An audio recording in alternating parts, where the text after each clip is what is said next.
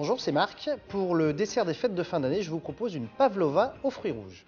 Pour la pavlova aux fraises et pistaches, il nous faut, pour la meringue, 140 g de blanc d'œuf, soit environ 4 blancs d'œuf, 280 g de sucre glace, 2 cuillères à café de fécule de maïs. Pour la crème chantilly, 300 g de crème liquide, 30 g de sucre, une gousse de vanille. Et pour la garniture, il nous faut 300 g de fraises, 50 g de pistaches crues non salées. Alors on va commencer tout d'abord par faire préchauffer notre four à 180 degrés. On va ensuite commencer par la meringue. Donc on va clarifier les œufs, c'est-à-dire séparer le blanc des jaunes.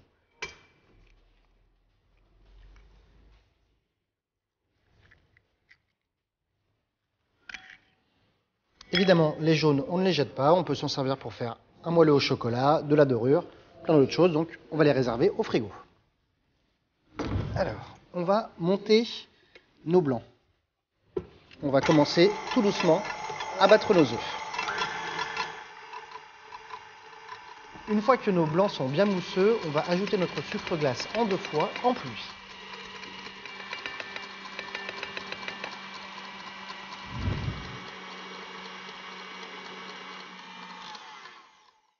Voilà, notre meringue est bien montée. On va pouvoir maintenant incorporer les 2 cuillères à café de maïzena avec une maryse. Maryse.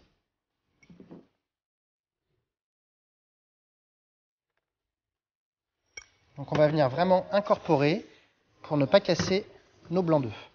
Donc pour incorporer, on tourne le cul de poule d'une main et avec la maryse, on va venir décoller simplement la meringue pour incorporer notre maïzena. Voilà, notre fécule de maïs est maintenant incorporée. On va pouvoir étaler notre meringue sur une plaque munie d'un papier sulfurisé et pouvoir l'enfourner. Donc avec la maryse, on va venir mettre notre meringue et on va essayer de former un cercle d'environ 25 cm de diamètre. À l'aide d'une cuillère, on va former un petit nid au centre qui va nous permettre de venir garnir la pavlova une fois cuite de crème chantilly. Et voilà, notre meringue est prête à être enfournée. Donc on va l'enfourner tout de suite à 180 et on baissera le four immédiatement à 120. Le four est à 120 degrés, c'est parti pour environ 1h15 de cuisson. Ça y est, notre meringue est cuite. On va pouvoir maintenant légèrement entrouvrir la porte du four. Le four est éteint et on va laisser refroidir tranquillement notre meringue pendant 2 heures.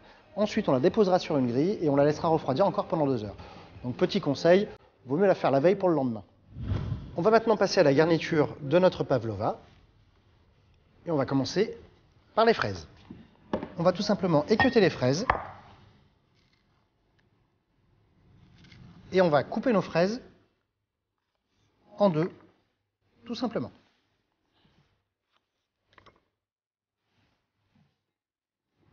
Ça y est, nos fraises sont équeutées et coupées. On va les réserver au frais et on va pouvoir maintenant passer à la préparation de notre chantilly. On va tout d'abord venir fendre notre gousse de vanille en 2. Et à l'aide du couteau, on va récupérer toutes les graines qui sont à l'intérieur. Nos graines de vanille, on va venir les mélanger avec notre sucre. Voilà, grossièrement. De toute façon, tout va se mélanger après avec le batteur. Et on va pouvoir commencer à monter notre crème.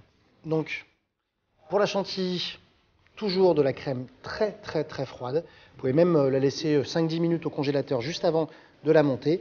Et si vous pouvez en plus refroidir votre fouet et votre bol, c'est encore mieux.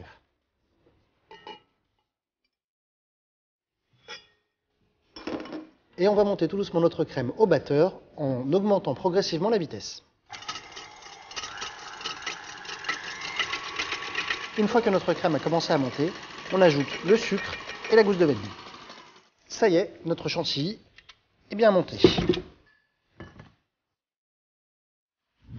Tous nos éléments sont prêts, on va pouvoir maintenant passer au dressage de notre pavlova. Donc la pavlova a bien refroidi. On va la dresser sur une grande assiette sans le papier. On va garnir notre poche à douille avec la crème chantilly.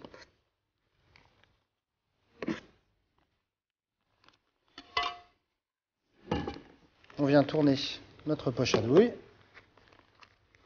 Et on va garnir le centre de notre pavlova avec la crème chantilly. On va maintenant venir disposer nos fraises.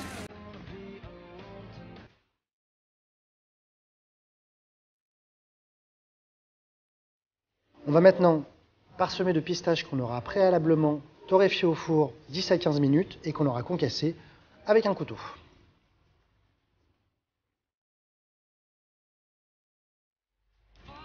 Et comme c'est un dessert de fête de fin d'année, le petit bonus, la feuille d'or. Et voilà, notre pavlova aux fraises de Noël est prête. Bon appétit!